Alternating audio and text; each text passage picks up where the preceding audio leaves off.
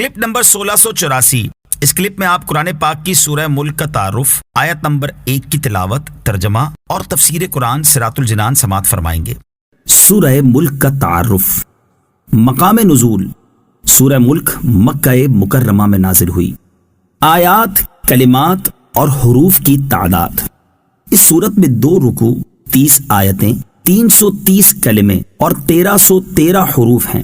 سورہ ملک کے اسماء اور ان کی وجہ تسمیہ: اس سورت کے متعدد نام ہیں، جیسے اس کی پہلی آیت میں ملک یعنی سلطنت اور بادشاہت کا ذکر ہے، اس مناسبت سے اسے سورہ ملک کہتے ہیں۔ اس کی پہلی آیت کے شروع میں لفظ تبارک ہے، اس مناسبت سے اسے سورہ تبارک کہتے ہیں۔ یہ سورت عذاب قبر سے نجات دینے والی، عذاب سے بچانے والی اور عذاب کو روکنے والی ہے، اس لیے اسے سورہ منجیہ، سورہ واقعہ اور سورہ مانعہ کہتے ہیں۔ یہ سورت اپنے پڑھنے والے کے بارے میں جھگڑا کرے گی، اس لیے اسے سورہ مجادلہ کہتے ہیں، اور یہ قیامت کے دن اپنے پڑھنے والے کی شفاعت کرے گی، اس لیے اسے سورہ شافعہ کہتے ہیں۔ سورہ ملک کے فضائل: احادیث میں سورہ ملک کے بکثرت فضائل بیان ہوئے ہیں، اور ان میں سے 4 فضائل سماعت کیجیے۔ نمبر 1، حضرت عبداللہ ابن عباس رضی اللہ تعالی عنہما فرماتے ہیں، رسول اللہ صلی اللہ تعالی علیہ وسلم کی کسی صحابی نے ایک جگہ خیمہ نصب کیا، وہاں ایک قبر تھی اور انہیں معلوم نہ تھا کہ یہاں قبر ہے۔ اچانک انہیں پتہ چلا کہ یہ ایک قبر ہے اور اس میں ایک آدمی سورہ ملک پڑھ رہا ہے، یہاں تک کہ اس نے سورہ ملک مکمل کر لی۔ وہ صحابی رضی اللہ تعالی عنہ جب نبی کریم صلی اللہ تعالی علیہ وآلہ وسلم کی بارگاہ میں حاضر ہوئے تو عرض کی، یا رسول اللہ صلی اللہ تعالی علیہ وسلم، میں نے نادانستہ ایک قبر پر خیمہ لگا لیا، اچانک مجھے معلوم ہوا کہ یہ ایک قبر ہے اور اس میں ایک آدمی سورہ ملک پڑھ رہا ہے، یہاں تک کہ اس نے سورت مکمل کر لی۔ تاجدار رسالت صلی اللہ تعالی علیہ وسلم نے ارشاد فرمایا، یہ سورت عذاب قبر کو روکنے والی اور اس سے نجات دینے والی ہے۔ نمبر 2، ابو داؤد شریف کی حدیث ہے، حضرت ابو ہریرہ رضی اللہ تعالی عنہ سے روایت ہے، رسول اکرم صلی اللہ تعالی علیہ وسلم نے ارشاد فرمایا، قرآن پاک میں 30 آیتوں کی ایک سورت ہے، وہ اپنی تلاوت کرنے والے کی شفاعت کرے گی یہاں تک کہ اسے بخش دیا جائے گا۔ وہ سورت تبارک الذی بیدہ الملک ہے۔ نمبر 3، حضرت عبداللہ ابن مسعود رضی اللہ تعالی عنہ فرماتے ہیں، سورہ تبارک اپنے پڑھنے والے کی طرف سے جھگڑا کرے گی یہاں تک کہ اسے جنت میں داخل کر دے گی۔ نمبر 4، حضرت عبداللہ ابن عباس رضی اللہ تعالیٰ عنہما سے روایت ہے، حضور پرنور صلی اللہ تعالی علیہ وآلہ وسلم نے ارشاد فرمایا، بے شک میں کتاب اللہ میں ایک ایسی سورت پاتا ہوں جس کی 30 آیتیں ہیں، جو شخص سوتے وقت اس کی تلاوت کرے گا تو اس کے لیے 30 نیکیاں لکھی جائیں گی، اس کے 30 گناہ مٹا دیے جائیں گے اور اس کے 30 درجات بلند کر دیے جائیں گے، اور اللہ تعالیٰ اس کی طرف فرشتوں میں سے ایک فرشتہ بھیجتا ہے جو اس پر اپنے پر پھیلا دیتا ہے اور وہ اس آدمی کے بیدار ہونے تک ہر چیز سے اس کی حفاظت کرتا ہے۔ وہ سورت مجادلہ یعنی بحث کرنے والی ہے، جو اپنی تلاوت کرنے والے کے لیے قبر میں بحث کرتی ہے، اور وہ سورت تبارک الذی بیدہ الملک ہے۔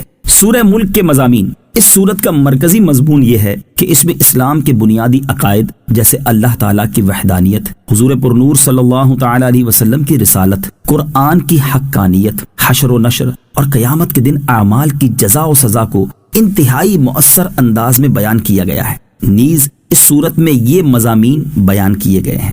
نمبر 1، اس سورت کی ابتدا میں اللہ تعالیٰ کی عظمت، سلطنت اور قدرت کے بارے میں بیان کیا گیا، اور یہ بتایا گیا کہ زندگی اور موت کو پیدا کرنے سے مقصود لوگوں کے اعمال کی جانچ کرنا ہے۔ نمبر 2، اللہ تعالیٰ کی قدرت کے آثار بیان کیے گئے کہ اس نے کسی سابقہ مثال کے بغیر ایک دوسرے کے اوپر 7 آسمان بنائے، اور ان آسمانوں میں کسی طرح کا کوئی عیب نہیں، انہیں ستاروں سے مزین کیا، اور ان ستاروں کے ذریعے آسمان کی طرف چڑھنے والے شیطانوں کو مارا جاتا ہے۔ نیز اس کی قدرت کے آثار میں سے یہ ہے کہ اس نے کافروں کے لیے جہنم کا دردناک عذاب تیار کیا ہے اور ایمان والوں کو مغفرت اور عظیم اجر کی بشارت دی ہے۔ نمبر 3، یہ بتایا گیا کہ اللہ تعالیٰ ظاہر اور پوشیدہ، کھلی ہوئی اور چھپی ہوئی ہر بات کو جانتا ہے۔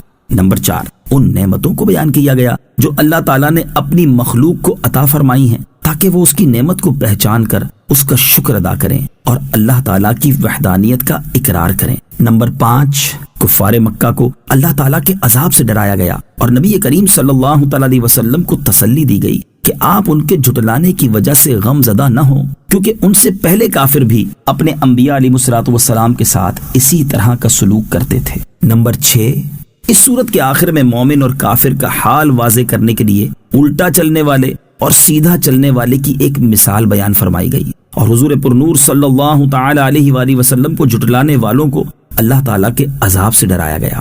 سورہ تحریم کے ساتھ مناسبت۔ سورہ ملک کی اپنے سے ما قبل سورت تحریم کے ساتھ مناسبت یہ ہے کہ سورہ تحریم کے آخر میں کافروں کے لیے حضرت نوح اور حضرت لوط علیہم الصلوۃ والسلام کی کافرہ بیویوں کی مثال بیان کی گئی، اور مسلمانوں کے لیے فرعون کی مومنہ بیوی حضرت آسیہ رضی اللہ تعالی عنہا اور حضرت عیسیٰ علیہ الصلوۃ والسلام کی والدہ حضرت مریم رضی اللہ تعالی عنہا کی مثال بیان کی گئی، اور یہ سورت اللہ تعالیٰ کے علم کے احاطے، تدبیر اور اس بات پر دلالت کرتی ہے کہ وہ اپنی مخلوق میں جو عجائبات چاہے ظاہر کرتا ہے۔ بسم اللہ الرحمن الرحیم۔ ترجمہ، اللہ کے نام سے شروع جو نہایت مہربان رحمت والا ہے۔ تبارک الذی بیدہ الملک وہو علی کل شیء قدیر۔ ترجمہ، بڑی برکت والا ہے وہ جس کے قبضے میں ساری بادشاہی ہے اور وہ ہر چیز پر قادر ہے۔ تبارک، وہ بڑی برکت والا ہے۔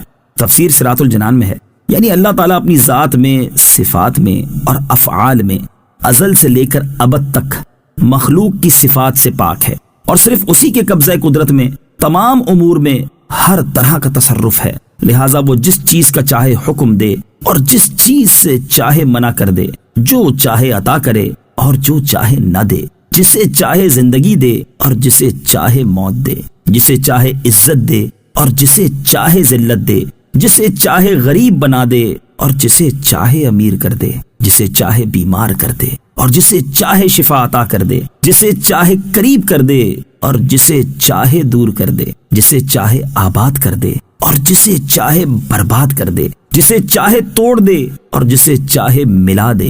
الذی خلق الموت والحیاۃ لیبلوکم ایکم احسن عملا وہو العزیز الغفور۔ ترجمہ، وہ جس نے موت اور زندگی کو پیدا کیا تاکہ تمہاری آزمائش کرے کہ تم میں کون اچھے عمل کرنے والا ہے، اور وہی عزت والا، بخشش والا ہے۔ الذی خلق الموت والحیاہ، وہ جس نے موت اور زندگی کو پیدا کیا۔ تفسیر صراط الجنان میں ہے، یہاں سے اللہ تعالیٰ کی قدرت کے بعض آثار بیان کیے جا رہے ہیں۔ چنانچہ ارشاد فرمایا کہ اللہ تعالیٰ نے موت اور زندگی کو پیدا کیا۔ موت انسانوں اور حیوانوں میں روح کے جسم سے جدا ہو جانے اور حواس کی طاقت زائل ہو جانے کا نام ہے، جبکہ زندگی جسم میں روح کے وجود کے ساتھ حواس کی طاقت باقی رہنے کا نام ہے۔ اور پیدا کرنے سے مراد یہ ہے کہ کسی چیز کو وجود بخشنا۔ اس سے معلوم ہوا کہ موت وجودی چیز ہے، کیونکہ محض عدمی چیز پیدا نہیں ہو سکتی۔ لیبلوکم ایکم احسن عملا، تاکہ تمہاری آزمائش کرے کہ تم میں کون اچھے عمل کرنے والا ہے۔ تفسیر صراط الجنان میں ہے، یہاں زندگی اور موت پیدا کرنے کی حکمت بیان کی جا رہی ہے کہ اے لوگو، اللہ تعالیٰ نے تمہاری موت اور زندگی کو اس لیے پیدا کیا تاکہ دنیا کی زندگی میں وہ اپنے احکامات اور ممنوعات کے ذریعے تمہاری آزمائش کرے کہ کون زیادہ فرما بردار، مخلص اور شریعت کے بیان کردہ طریقے کے مطابق عمل کرنے والا ہے۔ اور کوئی اپنے برے اعمال کے ذریعے اللہ تعالیٰ کو عاجز نہیں کر سکتا، کیونکہ وہ غالب ہے اور گناہ گاروں میں سے جو توبہ کرے اسے وہ بخشنے والا ہے۔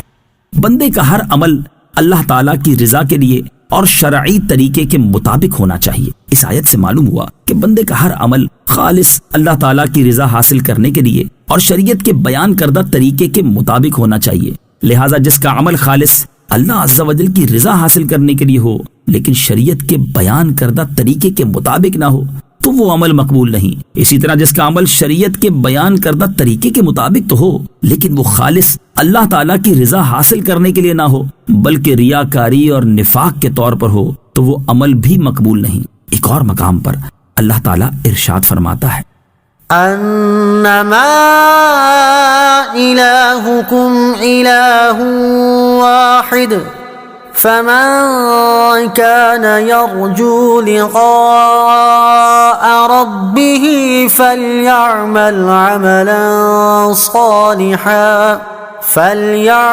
عملا صالحا ولا يشرك بعبادة ربه أحدا۔ ترجمہ، تمہارا معبود ایک ہی معبود ہے، تو جو اپنے رب سے ملاقات کی امید رکھتا ہو اسے چاہیے کہ نیک کام کرے اور اپنے رب کی عبادت میں کسی کو شریک نہ کرے۔ حضرت فضیل بن عیاض رحمت اللہ تعالی فرماتے ہیں، جب عمل خالص ہو لیکن درست نہ ہو تو اسے قبول نہیں کیا جائے گا، اور جب عمل درست ہو لیکن خالص نہ ہو تو یہ بھی قبول نہیں کیا جائے گا۔ عمل صرف وہی مقبول ہے جو خالص اور درست ہو، اور عمل خالص اس وقت ہوگا